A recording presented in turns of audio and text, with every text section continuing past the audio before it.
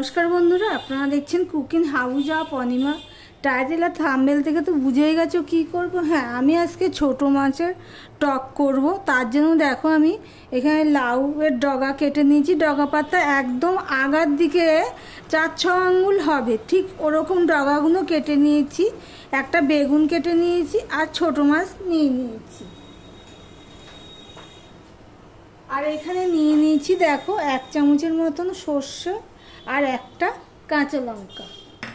সবার প্রথমে আমি কি করব, এই যে জলটা আছে এই জলের মধ্যে আমি তেঁতুলটা দিয়ে দেবো। তেঁতুলটা বলা হয়নি, তেঁতুলটা আমি দিয়ে দিলাম।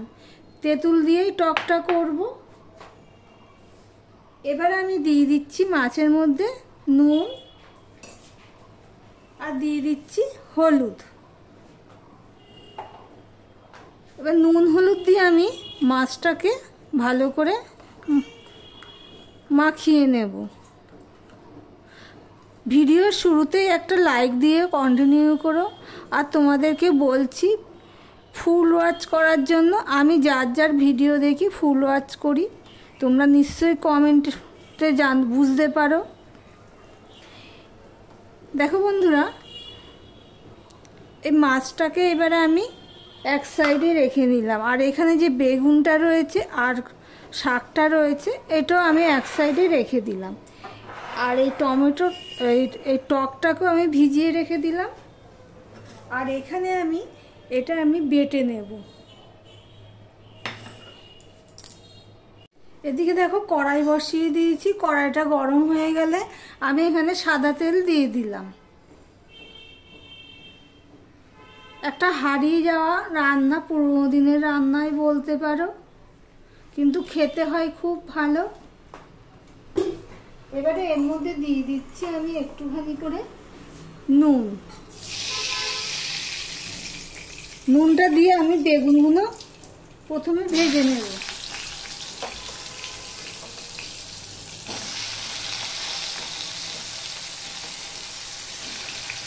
সবার প্রথমে আমি বেগুনগুলো ভেজে নেব।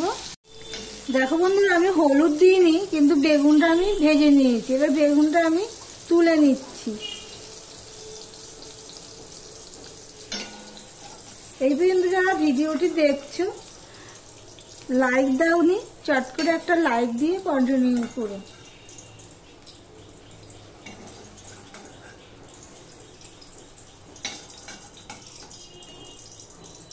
সব বেগুনগুলো আমার তুলে নেওয়া হয়ে গেল। এর মধ্যে আমি আর একটু তেল দিয়ে দেব।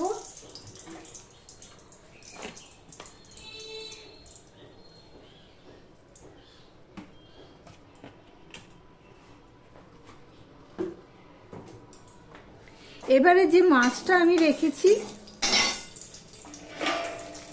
এই মাছটা আমি ভেজে নেব।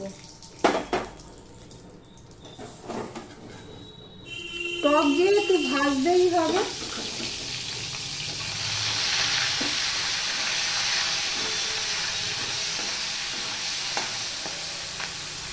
আমি 2 ব্যাচে মাছটা ভেজে নেব। দেখো বন্ধুরা, মাছগুলো সব আমি এইভাবে ভেজে নিয়েছি। একদম কড়া করেও ভাজিনি, আবার একদম কম করেও ভাজিনি, মিডিয়ামভাবে ভেজে নিয়েছি। এবার আমি দিয়ে দিচ্ছি সর্ষের তেল একটুখানি।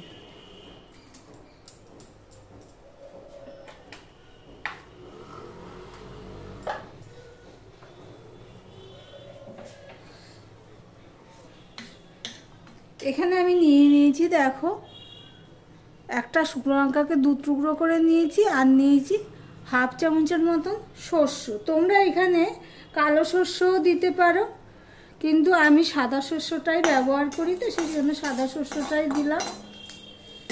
তেলটা হয়ে গেছে দেখো বন্ধুরা।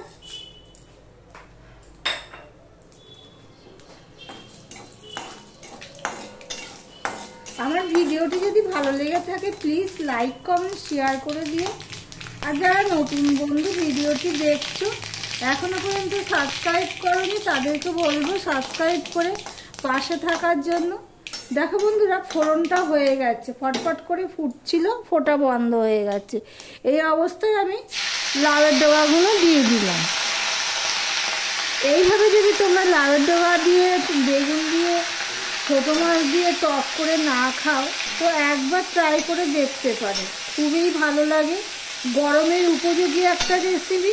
মাছের ঝোল ঝাল থেকে এইভাবে মাছের টক করে খেতে পারো সবজি দিয়ে। এবার আমি এটার মধ্যে একটু নুন দিয়ে দেবো, একটু হলুদ দিয়ে দেবো। নুন দিয়ে দিলাম,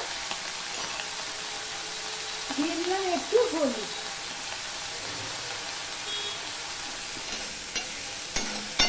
বেগুন যেহেতু ভাজা, মাছ যেহেতু ভাজা, এবার ডাঁটাটা সিদ্ধ হতে হবে। এবার নুন হলুদ দিয়ে আমি ঢাকা দিয়ে দিলাম। আমি মিনিট খানিক ঢেকে দিয়েছিলাম। দেখো কইটুখানি হয়ে গেছে শাকটা, লাউয়ের ডগা পাতা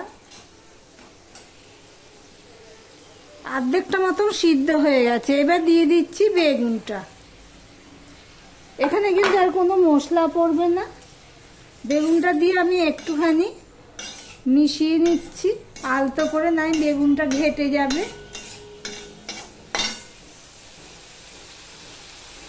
আমি আরেকটুখানি হলুদ দিয়ে দিলাম।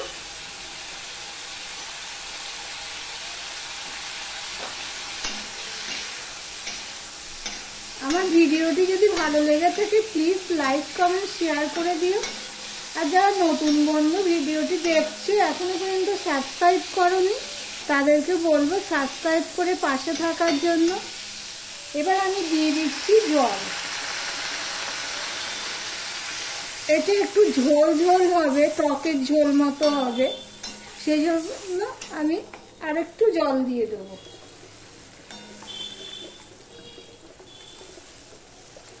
একদম ইজি রান্না কিন্তু বন্ধুরা, কিন্তু খেতে লাগবে দারুণ। এবার ঝোলটা যখন ফুটে যাবে তখন আমি মাছটা দিয়ে দেব। ঝোলটা ফুটে গেছে, ডাঁটা তো ভাজতেই অর্ধেকটা সিদ্ধ হয়ে গেছে। এবার ভেজে রাখা মাছটা আমি দিয়ে দিলাম।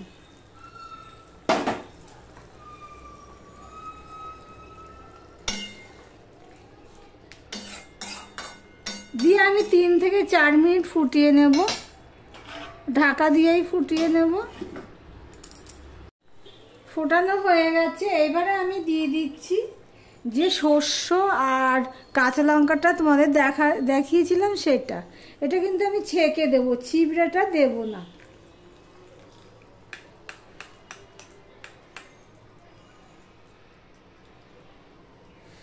আর যেহেতু এটা অল্প তো, এবার জল দিয়ে বেটেছি মিক্সিতে, এবার একটু ছিবড়ে রয়েছে, সেই ছিবড়েটা আমি দেব না।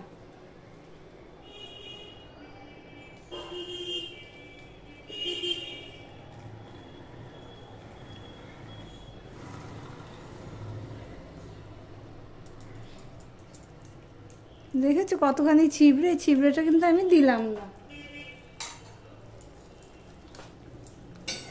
এবার সর্ষে বাটার জলটা আমি দিলাম। এটা সর্ষে বাটার জলেই বলতে পারো। এই যে সর্ষে বাটার জলটা দিলাম, এটা মিনিট খানিক আমি ফুটিয়ে নিচ্ছি। আর এইখানে দেখো আমি যে তেঁতুলটা ভিজিয়ে রেখেছিলাম সেটা আমি এভাবে চটকে নেব। খুব ভালো লাগে বন্ধুরা এই গরমে এই ঝোল দিয়েই, টকের ঝোল দিয়েই পুরো ভাতটা খাওয়া হয়ে যাবে। মিনিট খানিক ধরো আমি ফুটিয়ে নিয়েছি। এবার আমি এই তেঁতুলের জলটা দিয়ে দিলাম, তেঁতুল গোলা জলটা। ছিবড়াটা কিন্তু আমি দিইনি।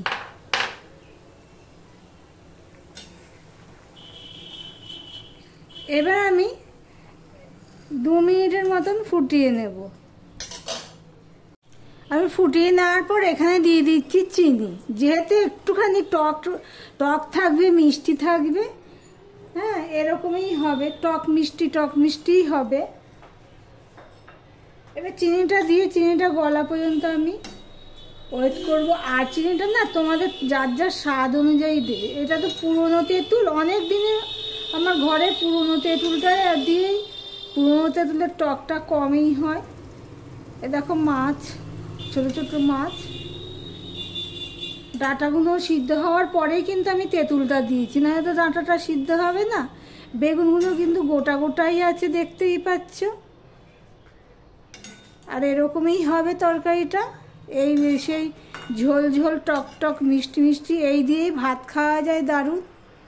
তাহলে ভিডিওটি আজকের মতন এখানেই শেষ করলাম। আবার অন্য কোনো রেসিপি নিয়ে প্রতিদিনের মতন চলে আসব। আর আমার রেসিপিটি তোমাদের কাছে কেমন লাগলো কমেন্ট করে জানিও বন্ধুরা।